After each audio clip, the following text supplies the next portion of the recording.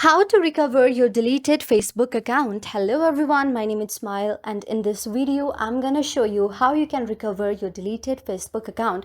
So someday you might have deleted your Facebook account due to some reason and now you want to open it again but it is not opening.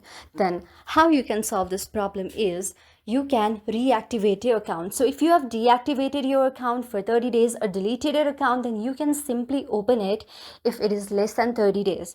How you can do that is you can go on your Facebook, simply tap the email address, your password, and log into it. If it is less than 30 days, then you can simply log into your account even you have deleted or deactivated your account.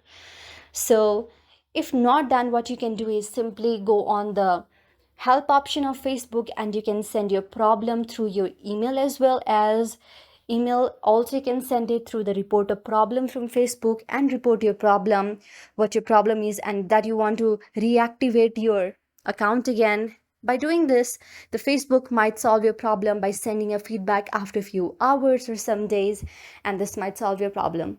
So that's how you can do it. I hope you liked the video. If you liked the video, then please do hit the thumbs up and subscribe button, and also comment in the comment section below. Thank you for watching.